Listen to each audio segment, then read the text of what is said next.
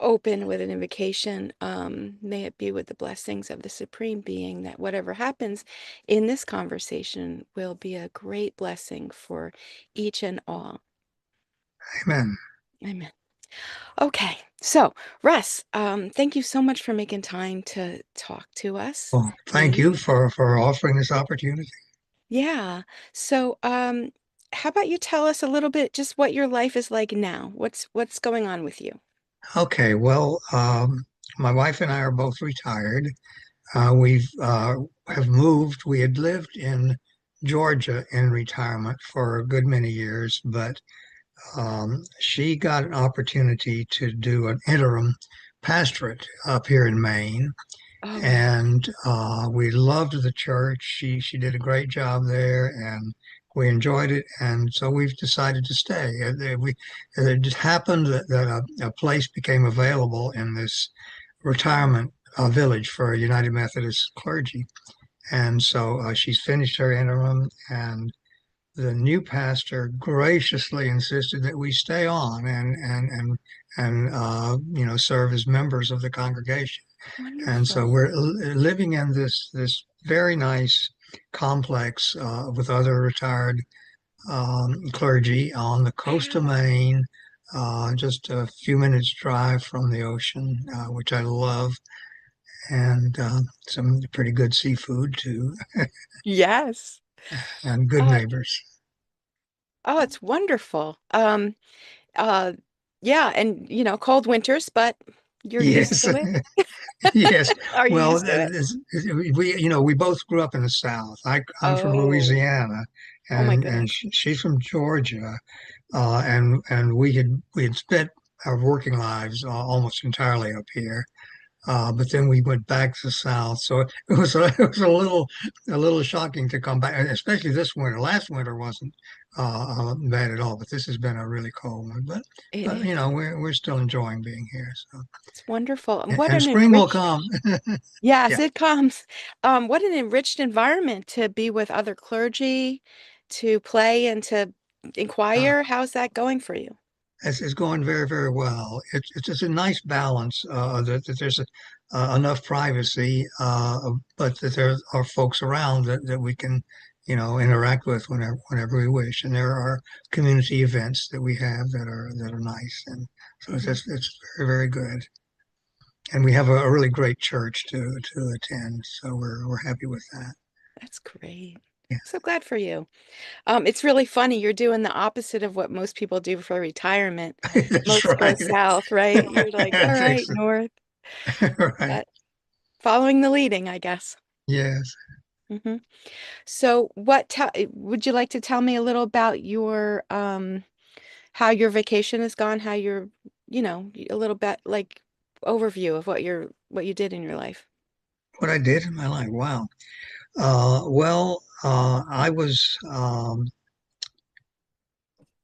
I spent a long time in school.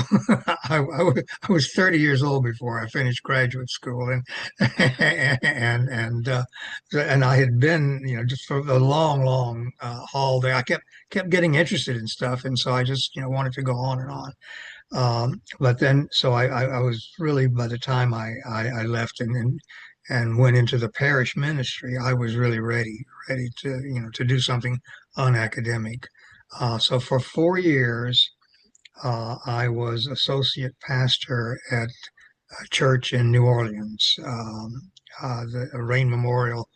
It was now United Methodist. It was Methodist then, but and then I kind of, along the way, I discovered that what I was best at and what I enjoyed most was the teaching. And so I decided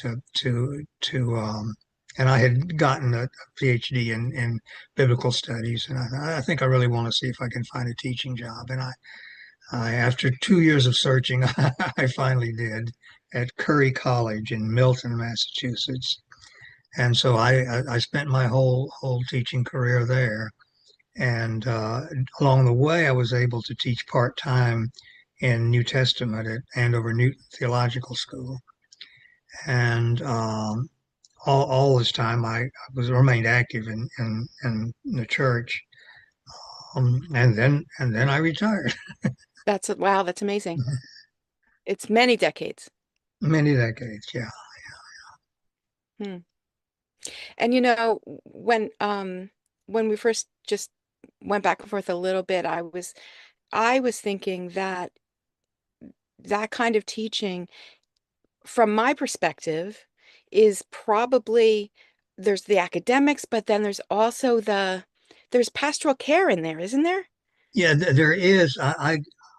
Um, I have to be careful how I say this because I can just hear some of my colleagues, you know, getting their back up about this. Mm, They try to draw a fine line in one sense, that I'm not there to evangelize. no. But I think all teachers have a kind of a pastoral role in Hmm. caring for their students. And I was also a chaplain of the college for a Uh, good long while, so that was really kind of legitimate. But there still had to be a difference between the teaching and the and the chaplaincy work to some extent. sure. Yeah, absolutely. And like you said, a lot of teachers have that role anyway to Yes, help support, like whatever, if we delve deeply into any academic pursuit, it's gonna hopefully upset our world, hopefully upset our mind. absolutely, absolutely. In fact, I often would say that it's part of my role to help them question where they've been, where their Exactly. minds have been. Yes. Not to tear it apart, but to open them up to a variety of possibilities and see the world as bigger than the little town, the little town that I grew up in anyway. Yes. Uh, Yes. Not so little anymore, but Right. And in my experience, I want to hear from you, but in my experience of receiving some academic education in religion, yeah. it really set off a whole different trajectory and a whole different way of thinking and understanding God and the world, Hmm. and more than some other things that I learned. And that was a huge blessing in the long run, but in the short run, oi. So, well, what did you find? I found, if you mean for myself or for the students. Let's start with you. Okay. It was luckily there were two things that I had to overcome, or at least start overcoming before I went to seminary. Uh, Mm, and one, I grew up in the Deep South, and one of them was the racism. And yes, and I mean, I followed the normal white Southern worldview up until 1954. And when the Supreme Court decision on Brown versus Board of Education came down, suddenly an issue that I hadn't ever really reflected on, became very big.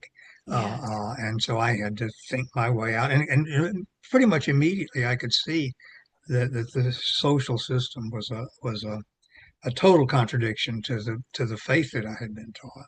yes. So that was one thing I had to overcome. The other was, and this is kind of funny, I self-imposed fundamentalism.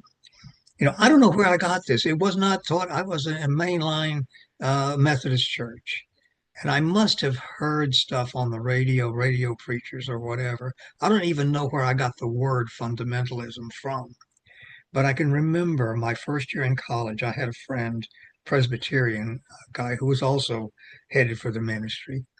And he said, "Well, I'm a fundamentalist from way back." And I remember answering, "Oh, I am too." You know, well, if I had not had some experiences that helped me out of that, I would have had a hard time in seminary. Yeah, yeah. Yeah, you know what I mean. But I had been to uh, some conferences uh, that with the Methodist student movement, and had met, heard people talking in a very different way about the Bible and the faith, and I was that was a bigger hump to get over in a way than the racism because well, this is the Bible, you can't mess with it. Yes. But as I thought about it, and I was able to open up my mind, and so I was ready for seminary. I was just hungry, Oh, wow. and I mean, they pushed me a little harder than I realized I would be pushed, but still, and I had some really great teachers, Yeah. and along the way, went through several stages of developing my theology. It wasn't until my um, last semester at this was at Perkins School of Theology in SMU in Dallas, and I had a seminar with a teacher named Schubert Ogden, who just who, I had an aha moment. He had us read Charles Hartshorne and it's process theology, and it was just kind of, oh yes, that's the way it is. That's the way life is, and so I began to study that, and that's kind of, and that's opened me up to other faiths. To a broader understanding of how God works in the world or what God is. Um, Yeah. I've forgotten what the question was now, but No, you're doing a great job.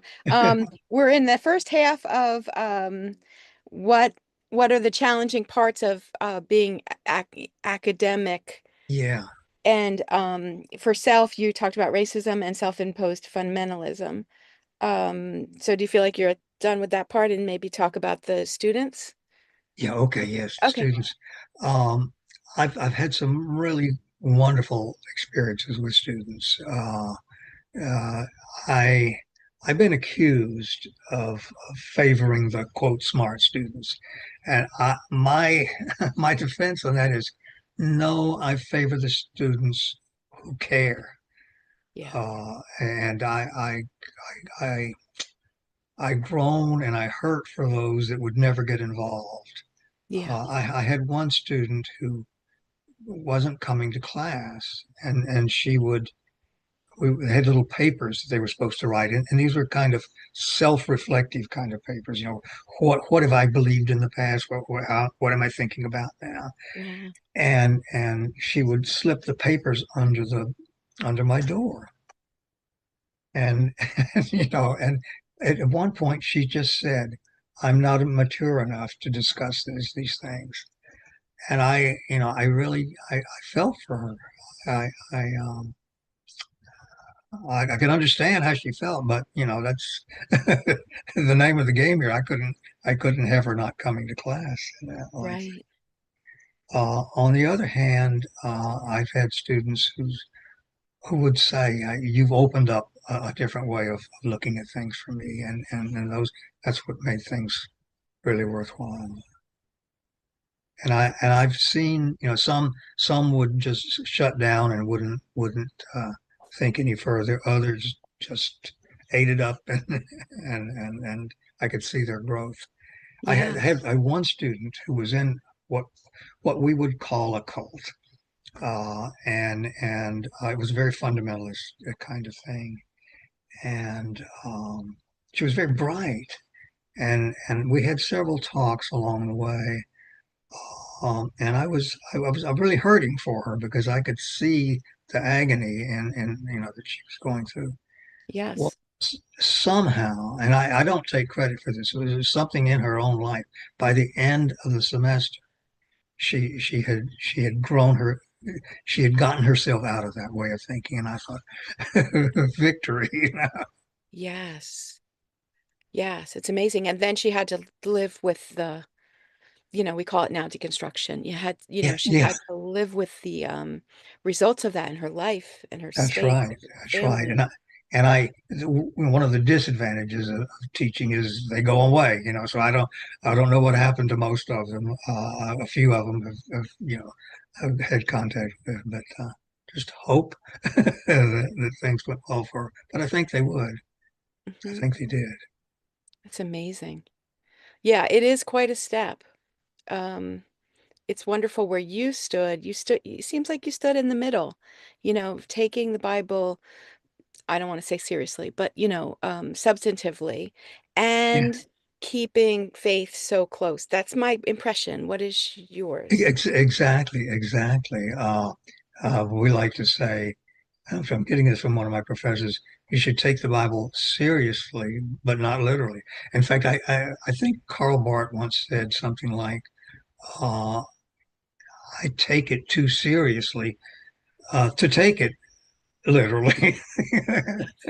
And that, I mean, that, if you ponder that statement, there's a very deep thinking there, Mhm. I feel exactly like that I would hope that I've given them a different way of understanding what this thing is, Yeah. the Bible, and that has to do with how we got it, who was doing the writing here, and what their experiences were, Yeah. and what one of the most important things I think is to see the development within the Bible itself, Hmm. which then, if you really understand that, then you cannot be a fundamentalist because you have different points of view that are still there in tension with each other.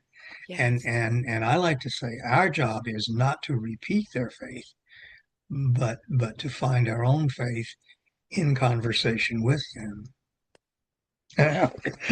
Yes. And just as a person, just as a person on my own journey, it I'm continually informed by the walks of others before me. Yes. And and sometimes I don't even see it so clearly until I'm in a somewhat, I'm not in the same place. Like if there's an eagle circling, I'm in the same, I'm in the same vertical place, but I'm not in the same horizontal place. I'm in a very different place. But I'm like, oh, this is what they're talking about. Yeah. And it Yeah. just like, and I didn't get it before. And it's just so cool. Yeah. That's an aha moment that I go. Yeah. Yes. And Yeah. and we need those moments to grow, I think. Hmm. Yeah. So how did you, I mean, you talked just a little about writing papers, but how did you consciously help your students shift their perspective? Did you have certain things that you helped them learn how to jump through, see differently, frames? How did you work that? Yeah. I don't think I had a conscious methodology for that. Uh, Maybe just if I happened. went back and tried it again, I would think up a way to do that. I would simply have them look in terms of the Bible, and I taught a whole bunch of things other than the Bible. I wasn't able to specialize, at the undergraduate teaching. But I would have them just look at at the evidence. Here's what's in this passage, and here's what's here, and we would kind of read that together, Hmm. and just I would just kind of point out, this happens at a particular historical moment, and here's what's going on in history, and this is why this happens this way, and just kind of hope that they would see, you know, that this is not this wasn't a voice out of heaven dictating this stuff, but and I did have there were a number of cases where there were some really fairly hardcore fundamentalists in class, and or at least extremely conservative. And I think for the most part I was able to get along with them. We sort of had a truce, I guess, and even though some of them I think changed a bit, and others didn't, but I don't think it ever got rancorous. Um, they I think could respect the position I was in. I'm not here to force a belief upon you, or to tear down your belief. I say I'm not there to tear down your beliefs. I was there to encourage that deconstruction that you were talking about. Yeah. Hmm. But So I yeah, tried to respect, where they wanted to be, where they felt they needed to be. right. It's so hard when our when my story about my journey in God was grounded into these texts that then were shifting, my ground was shifting, Ah, yes, right? And I had to learn to it took a long time, ground into God, yes. not the text. And then the text could do what the text do. I mean, Right. Absolutely, absolutely. That's a good way to put it. Yeah. yeah, yeah. So, so I had a two-part question about this, encouraging your students, and maybe you answered both. One is about helping them open to new, and one is about helping them think clearly, think better. Yeah. Do you have anything else about these things before we go on? Yeah, I can just tell you a funny moment. I remember one student came out and said, "But I think a lot of them think you're trying to be too logical." I don't think I answered that very well. Yeah. I mean, so I had no magic formula for dealing with that kind of Right. barrier, but Yeah. I think, but just I tried to have an open office where people could come in and talk about things, and occasionally they would, the ones that were not happy with what was going on. Yeah. Yeah. And Good. one of the really worst moments was uh, when I there was a student who um, she had a Jewish background, uh, and I'm trying to remember exactly what the issue was. Uh, she was convinced that anybody who's not a Christian is going to burn in hell, and I could not help. She came to talk to me about this, and I could not help but point out that she was condemning her her relatives, her whole the family to this eternal punishment, and I could see that raising that question hurt her a lot. But she backed away. She would not consider another possibility at that moment. Maybe later she did, but that was a horrible moment in a way. For someone to say, okay, I you know, I don't make these things up. Whoops, are you there?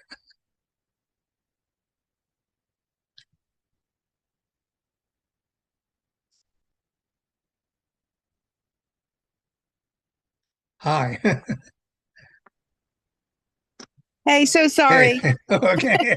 Technical difficulties. So I'm on my phone right this minute. Okay. Okay. So It was not divine intervention or anything. No, no judgment from above, I hope. yeah, so this person was this Jewish woman Yeah. was say keep going. Well, that's all. Just that she could not get away from her fundamentalism enough to follow the feelings that she had about her own family. I mean, I could see that this was, I really, I was torturing her by raising this issue, but I couldn't help but do it. And she says, Yeah. "Well, I'll have to talk to Jews for Jesus about this, and I don't know what they say." And well, at least you'll have somebody else to talk to, and maybe they would have a better perspective. I don't. Yeah. Yeah. Yeah, so I mean, this is all just digging up a whole lot of stuff for me. But like, because the story I have is that, I mean, that was really a big part of where does this, excuse me a second, where's this go? Where you do it? Yeah, you do it. Um, hopefully, the theory is that the Wi-Fi got too hot. I'm in Florida right Oh, now. So, oh, and the cold no, snap is over. you would have to tell me that. So it's very warm here. Yeah, Not very warm. We're not dying or anything, but you know how the yeah. electric they like to be a certain temperature. Oh, yeah. So anyway, it was a real time of intensity for me in my relationship with God and Scripture and all that. And so, like, just all this stuff comes up. So I'll just share one thing, which maybe I wonder if you had this.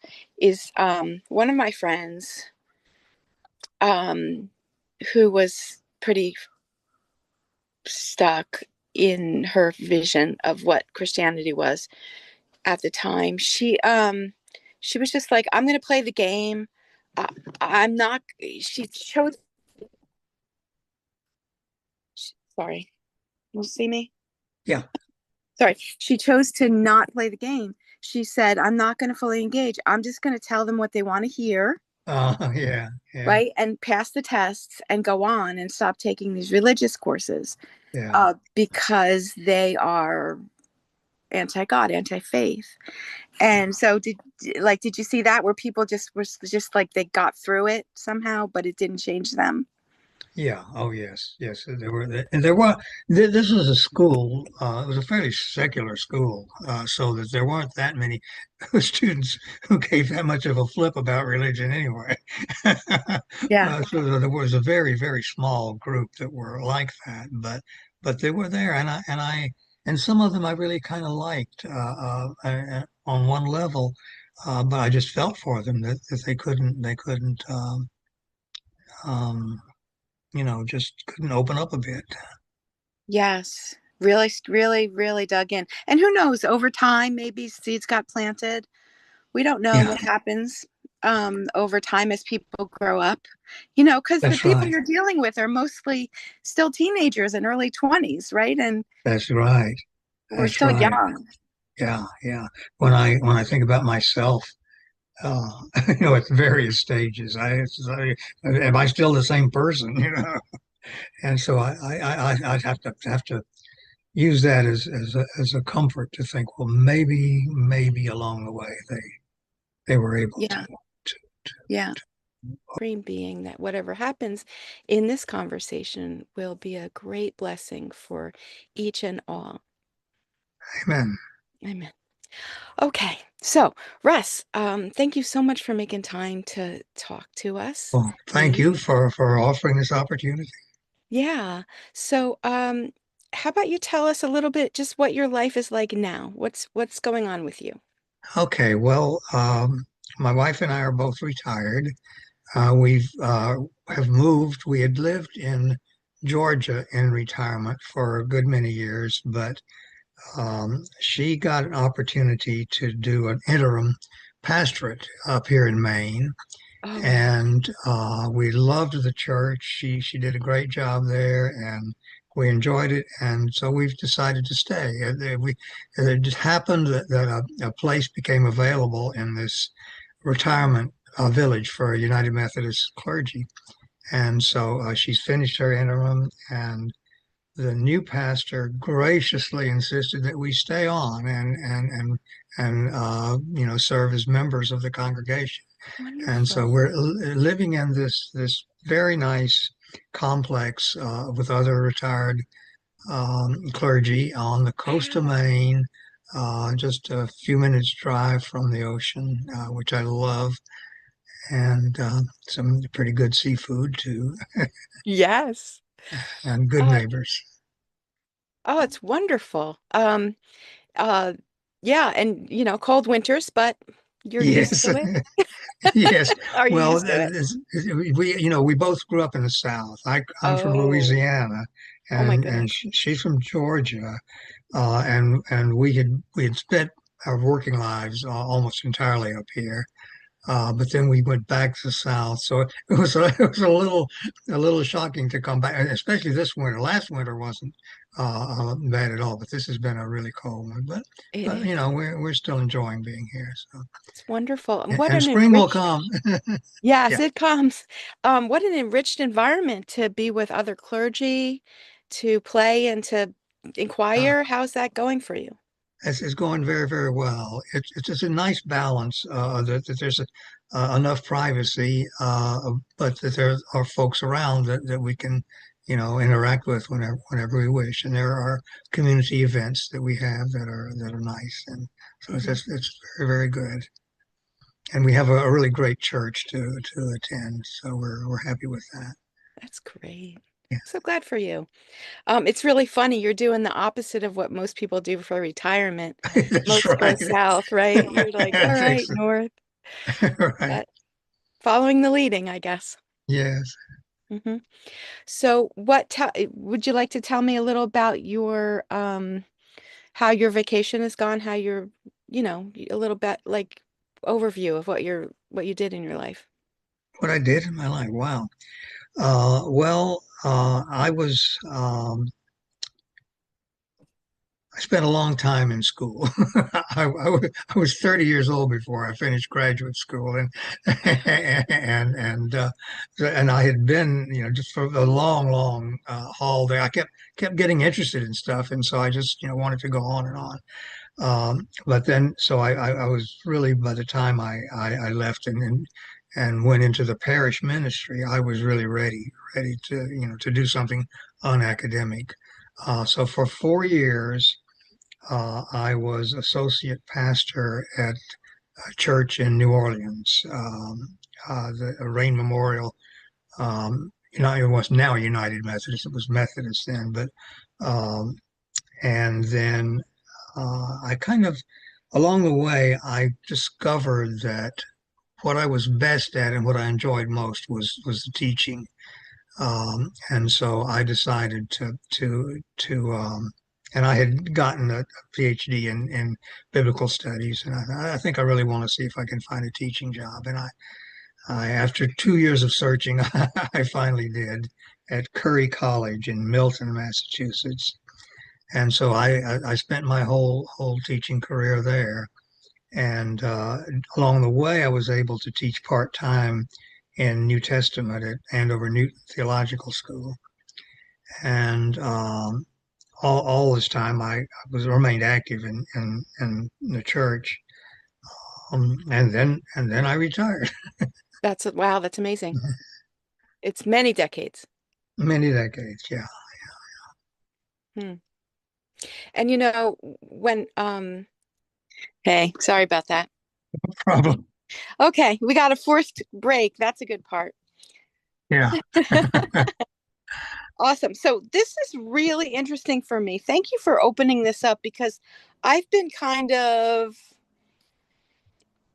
allergic to theology for a long time now. I've more been delving into direct mysticism, and Yeah. Yeah. my ministry is about helping people deepen in God, direct experience. And Yeah. so, and I've heard about process theology, but I'm just like, yeah, yeah, right. But what you're talking about is mysticism, and that there's theology out there that's supporting us in.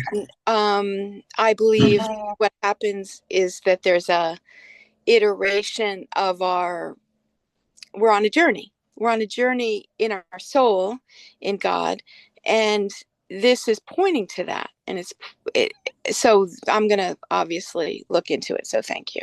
Anything else you want to say?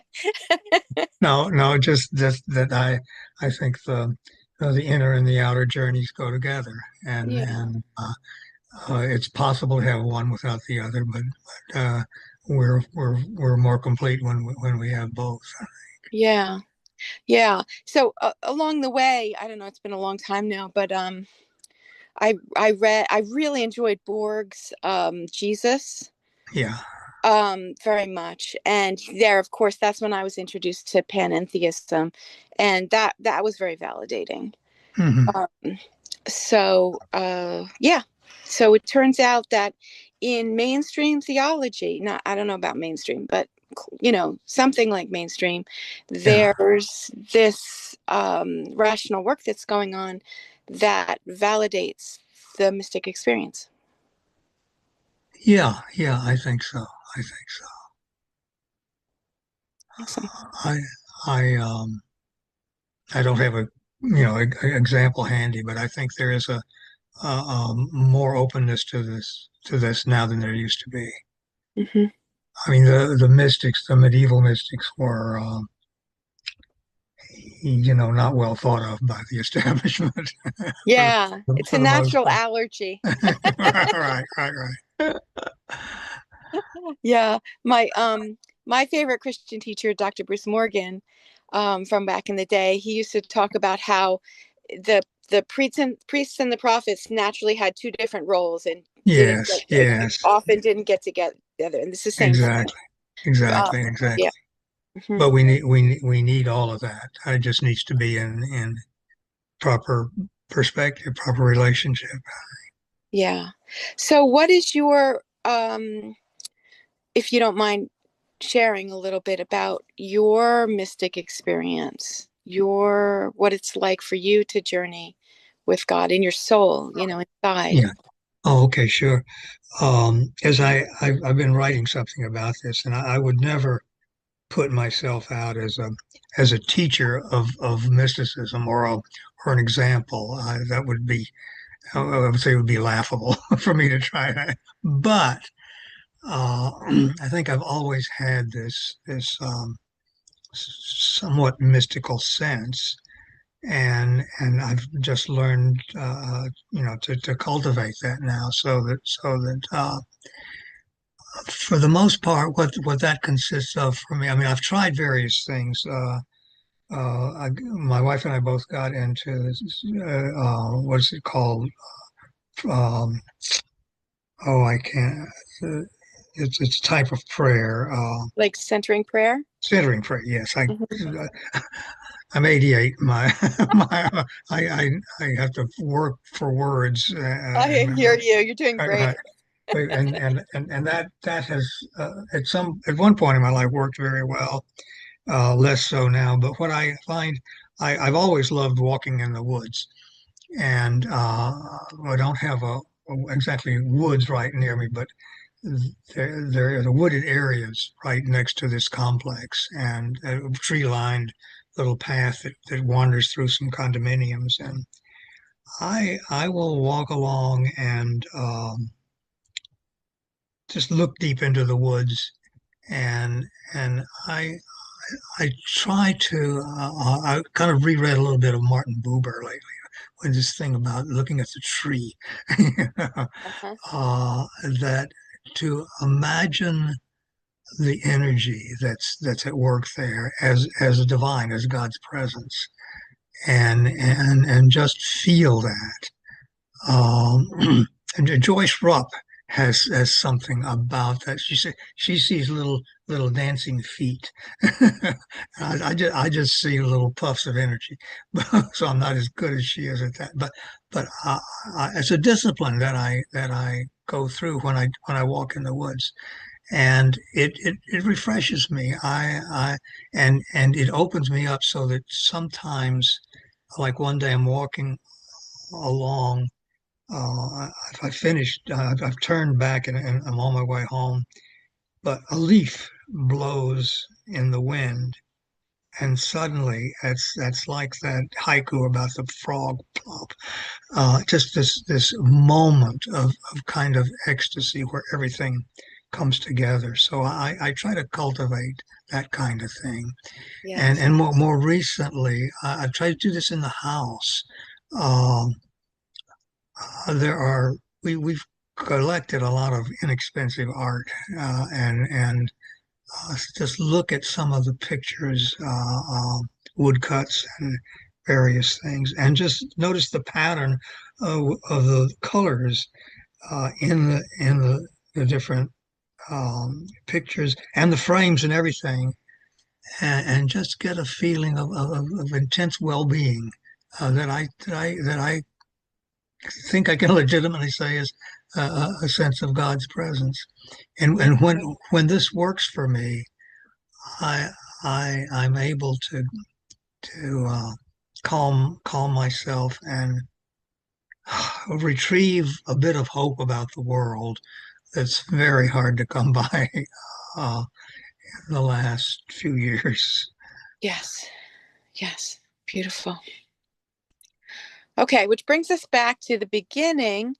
I'd love to hear more, and I think this is part of why I contacted you in the first place in my head, about your journey and about racism and Oh, what that looked like when you made the shift, and what's that's looked like over time for you, in your own life and world, but especially around Christianity.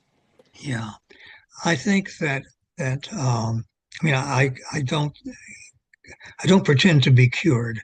I'm a, you know, what the AA people say, I'm a recovering alcoholic. Well, I'm a recovering racist, a Yeah. recovering homophobe, recovering all Yeah. kinds of things, you know. Yes. Um, but I think fairly quickly when we began to discuss the issue, the people in school and all, you know, this is a big deal. The school is going to be integrated. Well, which side are you on? You know, you had to take sides. Oh, wow. Uh, I I think that my Sunday school training um, kicked in, and I was able over fairly short period of time to flip and say, okay, you know, this is the side I'm on. I think that the commitment deepened as time went on, and you know, I began to see it's not enough to not be a racist. We need to be anti-racist, and we need to to to do things Yeah. in that regard, so that in high school there wasn't, you know, much to do other than just to express my opinions. But um, by the time I was in college, this meant going to integrated things. The Methodist student movement had an integrated meeting at on the LSU campus at the church there, the University Methodist Church, and we were sitting there, and this adult leader comes out and says, "In case of a bomb threat," you know, Right. and in Louisiana in the 1950s, this was a real concern. Yeah. Was actually a state law said that black and white people could not meet together socially. Wow. Believe it or not, it was eventually, of Oh, that's course, heartrending. yeah, it was eventually declared unconstitutional. I don't know if it would be today, but anyway, but so then in seminary, one day a student comes and gathers a bunch of us together and say this is one of our seminary students. He had been with a black friend and they had gone into the drugstore across the street and sat down and were not served. Mm. And so immediately people some I don't know who which person did this, but we said, well, we have a meeting at a fraternity house of all places, and planned a sit-in the next day. Wow. Yeah, we were utterly untrained. We were not very good at this. We went in and sat down, and I think they actually gave us water. Which I was surprised at, and one of the waitresses said something, and I mouthed off, and the guy sitting next to me said, "Shut up." And you know, I was it just shows you how untrained I was, you know. But I Right. realized he was right, you know. Just do not do this. And so they eventually came and fogged the place. You know, for what you do with bugs, you know, tried to, you know, Oh uh, gosh. yeah. So we sat there for a good while, and then the health department came and asked us to leave, and we left. Mhm. We're not as brave as the students who it needed to be dragged out. And then the next day we picketed, and then a few weeks later we went and stood at we had a stand-in at a movie theater, and so I was involved in a few things like that. And later, many years later at Vanderbilt in Nashville, we picketed a segregated burger joint across from the campus, and there was a march downtown trying to get the legislature not to do something stupid, and so a few things like that. And then when I came into the parish ministry, the Methodist Church was in the process of desegregating the southern churches. We had back when the church reunited after the Civil War, three branches of Methodism came together, And the way they dealt with the race issue was to have in the southern states, there was what's called the central jurisdiction. There were two Louisiana conferences in the Methodist Church, a black and a white one. And they weren't defined that way, but that's what they were. And Yeah. we were in the process of undoing all of this. We had to vote on it. And so um, I happened to, luckily, got appointed to an associate pastorship in New Orleans, and um, the churches got together and tried to. There was a thing called the Fund for Reconciliation. The money was given to Oh, encourage people to get together, yeah. and so I was part of a team made up of the associate pastors who went around doing little programs, trying to facilitate this. And turns out my wife, who wasn't my wife yet, but she was hired by this Fund for Reconciliation to to help devise programs to facilitate this. And so we were Mm. involved in some pretty good stuff there. Yeah. When I felt a little guilty when we left and came north because I didn't know how to relate to the issue up here. It was a very Yeah. different kind of thing, Hmm. but so we've tried to, in some way still be a part of all that, and in the churches where she served, and we've been involved in one way or another to promote, this kind of understanding. Hmm. So it is something I find myself when I try to talk about it, I often tend to break down uh, because it's about how I felt as a young person, just just accepting this insane evil system as part of the natural world, Yeah. but then having to to being confronted with no, this is wrong, this is not right. Yes. Uh, so that I would often say, I'm overwhelmed whenever I'm accepted by a black person. It's something in me saying, "Don't you know I'm that little bigot that, Yeah. that used to use the N word and tell racist jokes?" Yeah. But the funny thing is about this, um, there was a black family who was connected to our family in a way. The woman, her name was actually Isadora. But my aunt, she worked for my aunt. My aunt said, "No, that's too long. We'll call you Dora." It's a bit paternalistic, but anyway. But so Dora, as we knew her, was this wonderful, warm, loving, beautiful, wonderful person. Uh, and I remember even this is before 1954. Something in me was at work because I remember an occasion or two where I called her ma'am, and I know I wasn't supposed to, but something in me said I needed to. That Hmm. something in me connected with her humanity. Yeah.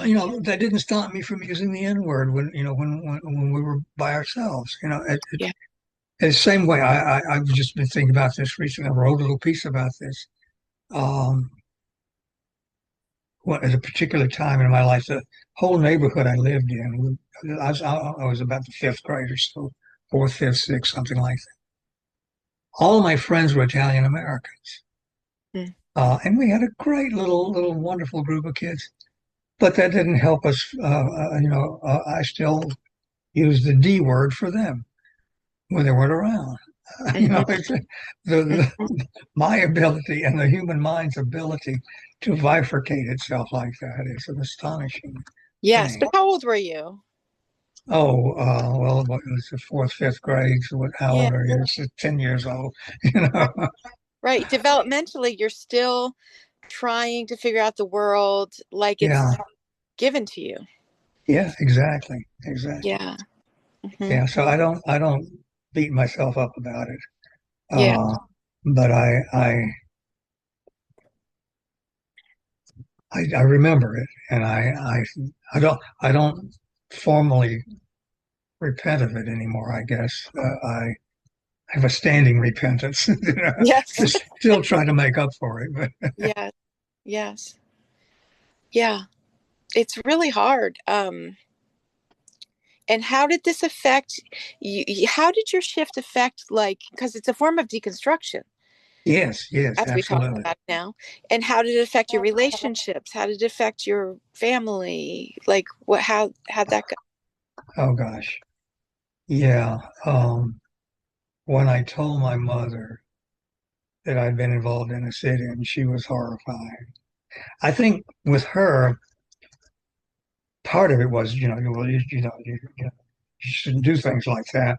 Part of it Right. was just fear for what would happen to me. We did not get arrested. I never got arrested. Feel a little bad about that, but uh, Yeah. but the hard thing for me to remember is that when and this was my first year in seminary, and it was after this. I guess yeah, it was.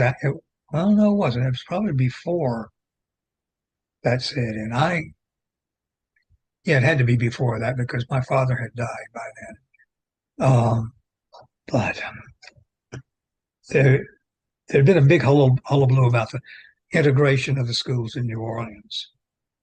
And the Methodist ministers had signed a statement supporting the integration, all except the minister who had been at the church where I went, associate pastor. The new pastor was different. He was on the good side, but this other guy had failed to sign that statement. But anyway, um, so my father had been watching a church in New Orleans on television, and he liked one of these ministers a lot.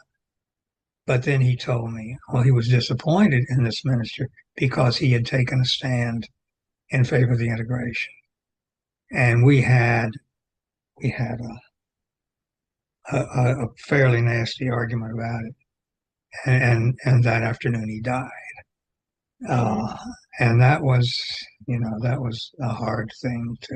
still a hard thing to deal with. I'm not sorry that I took the position I did. I wish I had not been so angry. But we I got along extremely well with my father. It was a good relationship all my life, except for that. But it's yeah. still a hard thing to remember.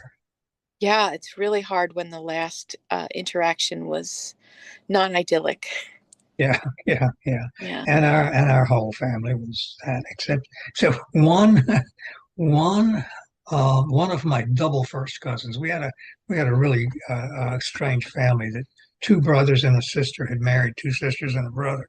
So I had this passel of double first cousins, and one of them uh, was the dissenter in the family, and I think his views were fairly racist, but he family that generation did, at least in some measure, so that there was this notion that you can't change human nature, that you can't force people. Well, in this particular case, the force, and we talk about don't cram it down our throats. Well, cramming that down their throats actually did accomplish something. People were forced to meet other people, and things changed. I Well, that's remember, that's the lever, right? That's so much yeah, the lever. You actually yes, get to know people and they're great. that's it, They're that's it, and people. and that's the same thing with the LGBT issues. I mean, Exactly. I was homophobic as all the other boys, Mm, um, but as I met people who were different, well, no, wait a minute, what's going on here? That took me longer, but it was a real conversion too. So it's a harder question biblically. yes, yes, and on the race thing. I mean, you've got nothing in the Bible to support you for it. No, you're in big trouble. And Right. it was, But we yeah. manage. We manage as Oh, humanity. oh, oh, We'll oh, yeah, yeah. do it. You can find what you want to find if you want. Yeah. Yeah. There's something about the so someone in my family used to talk about the children of somebody, Noah. Oh, yeah. Oh, One yeah. was Yeah. black and one was, I don't know. Yeah. Oh, yeah. Yeah. Yeah, that's right. One of the professors that spoke at one of the conferences wrote a book of segregation in the Bible and debunked all of that stuff. Yeah. It was a very good book. Yeah. As can be done with the queer stuff, but Yeah. it's It's more hard. it's more academic. It's I think it's more subtle. Let's say that. Yeah. You have to admit some things about the Bible that you don't have to admit on the other issue, and Yeah. you have to make more of a you have to deconstruct a little more. Nuanced. Exactly. Yeah. Yeah. Exactly. Right. Exactly. Yeah. Yeah. Cool. Wonderful. So one of the three things I'm interested in these conversations these days, I think I told you I started with mystic conversations, everyday modern mystics, and then I also added conversations about soul leaders, which is where you're solidly there as far as I'm concerned, Well, um, with your life, right? Everything about your life. And then so anything you still want to share about those things is great, but this seems to be turning now into, how do we thrive and not just survive in these challenging times. yeah, yeah, And I really think that the more I get educated, the more I see that racism and um, the the progeny of slavery is still affecting us now absolutely, more absolutely. overtly. Yeah, yeah. Are you're frozen? Can you hear me,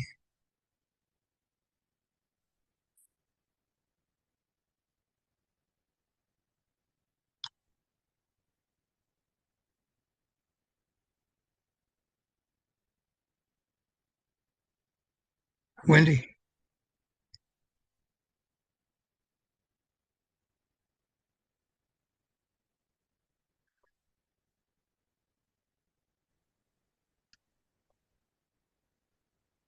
All Hi. right. Okay. Again, I apologize. I am again having technical difficulty. So I'm back Yeah. on the computer because my phone got too hot. See Okay. the conversation about have you heard me talking this whole time? Have you heard me talking? Oh, No, wait a minute. I can't hear you you. you. Can you hear me now? Okay. You got Yeah, I frozen can. for a minute, so I don't know Yeah. what I So did missed. you hear my apologies about the stupid technology? Yeah, yeah. Yeah, we're so blessed, right? I'm like, in the old days we had phones and they worked, they're hooked to the wall, and now we want them to do all kinds of funny things and then complain because Yeah, they can't hold us all the time. yeah. Okay. So anyway, I was starting to introduce about um, how do we thrive in these times and what your insights are about your time in the South and about racism and about Christianity and how the patterns keep coming through and what can we do about it. Do you have anything on that? Yeah, other than just to keep plugging, um, I, I think we were on the same page of this. The racism has never gone away. It's been under the surface, but it's being legitimated from the top here, from the White House, Yeah. and that's creating enormous issues.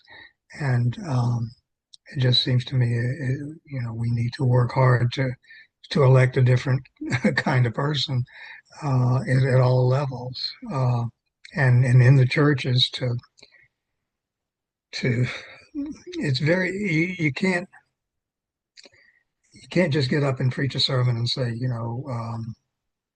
let's dump Trump, but we need to work subtly, I think, to try to open people up. And I think the things that are happening are the horrible things that are happening are waking a few people up, or maybe more than a few. So I don't know. I I hope don't know how so. to. It's hard to tell. Yeah, Hmm. but I have no Yeah, wisdom. but this whole idea, like, yeah, yeah. I haven't read it.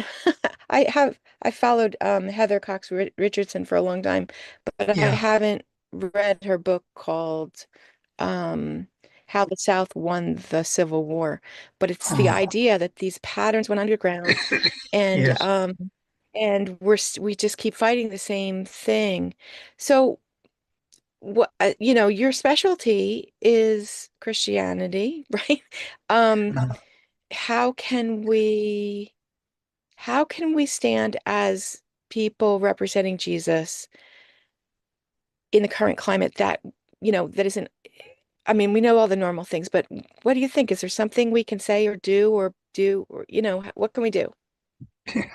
I think just more of what we've tried to do. I think you can have study groups that where people can kind of talk to each other and see if Mm, some changes can be made. I think um, trying to get lay people to go to conferences and to um, confront the issue. I'm kind of at a loss, other than because we've done these things all along. I don't know what to say other than to do more of them. Um, yeah, yeah, but it is a human connection thing, right? It's not yeah, about yappering on the internet as much as how can we be together and recognize that we're humans? Is right. that what you think? Oh, absolutely, absolutely. Um, and I remember, there are things that we have done. I know churches where when the gay issue was kind of at the forefront, would have someone come and talk, a gay couple come and talk to a Mhm. group, and that seemed to work fairly well. Um, Yeah. this thing what's happening now seems more difficult because it is so political. It's hard Yeah. to plug it into the normal things that churches do. Um, Hmm. and the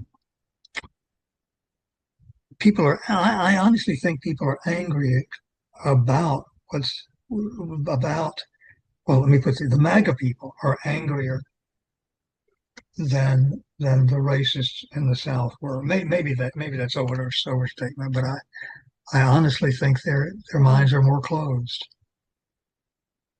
I Mm. I'm I won't swear to that, but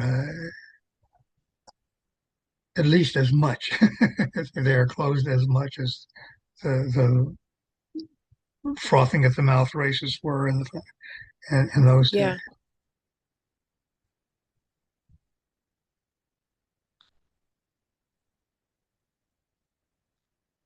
Hmm. Well, I think a big issue is our media is so split. We're Yeah, living in two different sets of news, or more than two, and yeah, it makes it very hard to even talk. And that that's it. was not the issue back in the 50s. Yeah, yeah, I think We that's had the right. same news. It That's was right. very Well, white dominated, but it was the same. yeah, yeah, we've experienced this. I mean, we do have some friends who Yeah. are into the MAGA cult, and they have it's like they live on a different planet. Uh, this thing's, well, don't you know Yeah. about so and so? Well, no, I don't. I don't listen to that right wing stuff every minute of my life. Right. Okay. So Uh, in these subjects or other, what haven't you said that you would like to say? oh, I think I'm about said out. I can't think of anything. I've been going to go over things I'd like to say in my mind before we got together here, and I think I've covered everything that I would. And I can get a little hoarse too, as you may notice.